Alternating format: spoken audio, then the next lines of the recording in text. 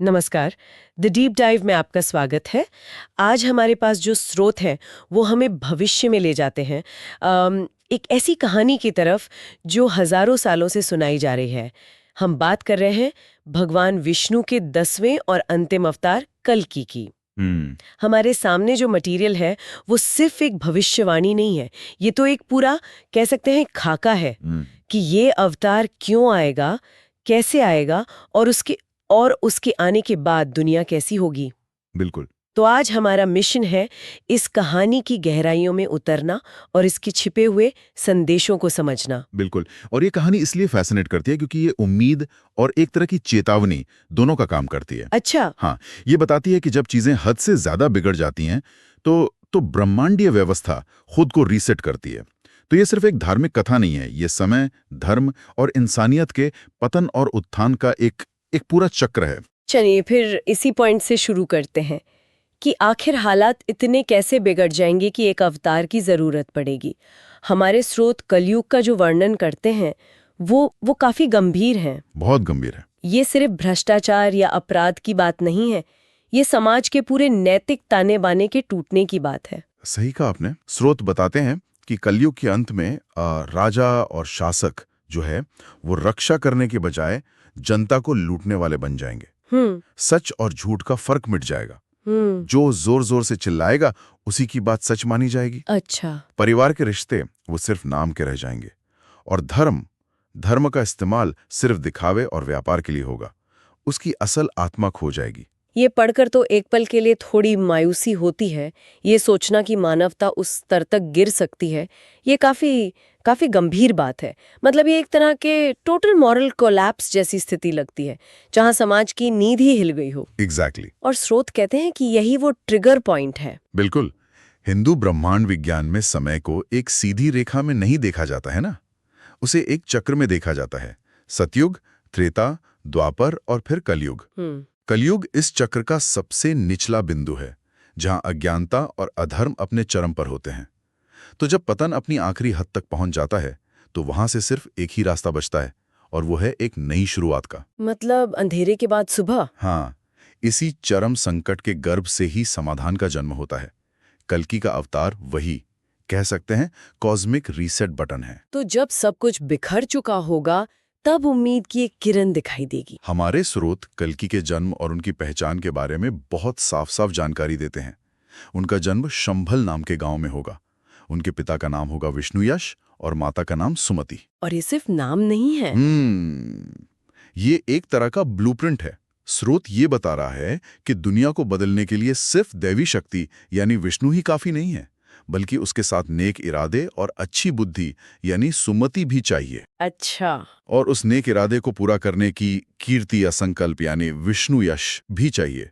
ये एक संदेश है कि बड़े बदलावों के लिए शक्ति और बुद्धि का संतुलन अनिवार्य है।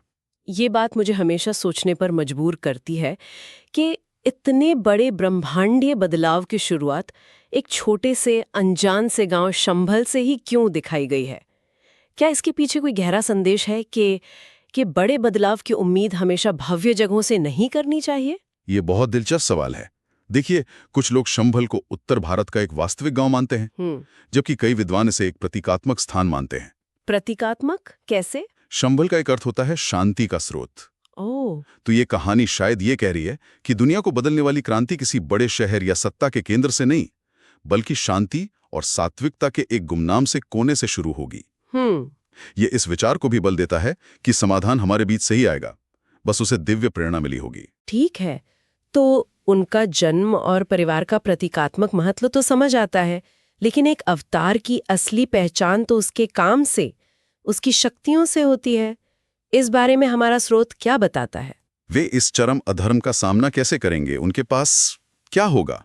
यहाँ कहानी एक महाकाव्य का रूप ले लेती है। स्रोत बताते हैं कि कल्कि को उनकी शक्तियों के लिए तैयार किया जाएगा। उन्हें भगवान परशुराम, जो खुद विष्णु के एक अवतार हैं, वो शस्त्र विद्या सिखाएंगे।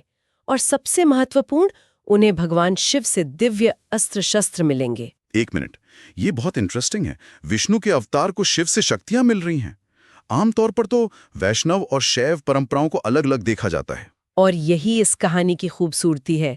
ये दिखाता है कि जब अधर्म का नाश करना हो तो ब्रह्मांड की सारी बड़ी शक्तियां एक हो जाती हैं। अच्छा, ये किसी एक पंथ का मिशन नहीं है। ये धर्म की स्थापना का मिशन है, जिसमें सृष्टि की संहारक शक्ति यानी शिव और पालक शक्ति यानी विष्णु दोनों का योगदान है।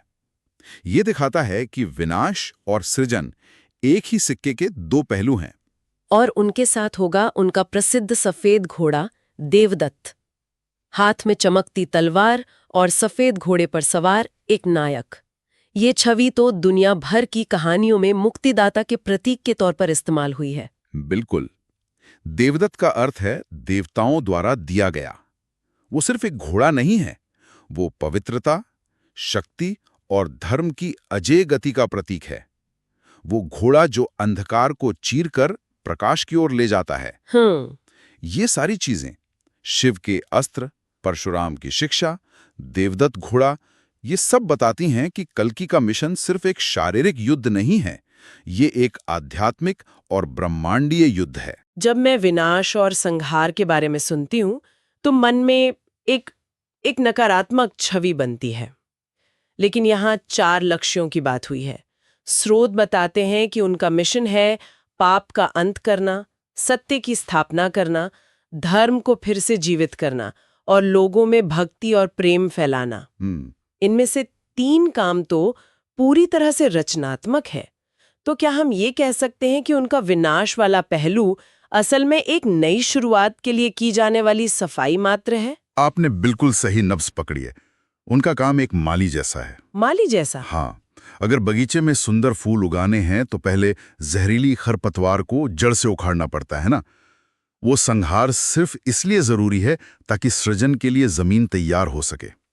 उनका असली लक्ष्य विनाश नहीं बल्कि पुनर्स्थापना है।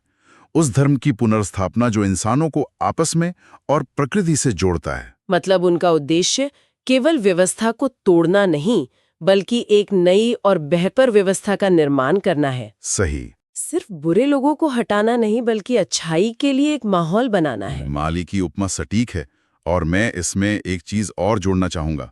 माली सिर्फ खरपतवार नहीं हटाता, वो मिट्टी को पोषण भी देता है। उसी तरह कल्कि का मिशन सिर्फ दुष्टों का संहार नहीं बल्कि समाज के नैतिक मूल्यों को फिर से पोषित करना है।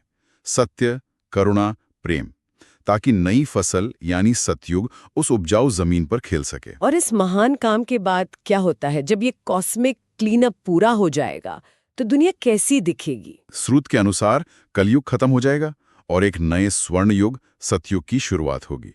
हाँ, और सतयुग का वर्णन एक आदर्श समाज का है।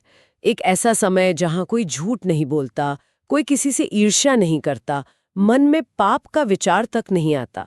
इंसान अपनी पूरी आध्यात्मिक क्षमता के साथ जीता है। प्रकृति और मनुष्य के बीच एक सामंजस्य होता है।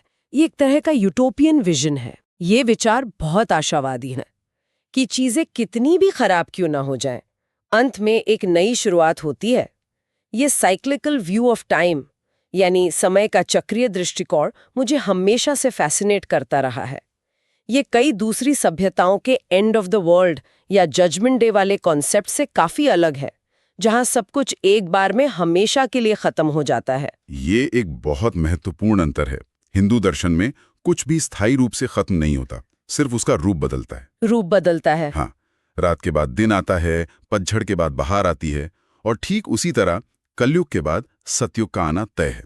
ये कहानी असल में होप और रिन्यूअल की कहानी है।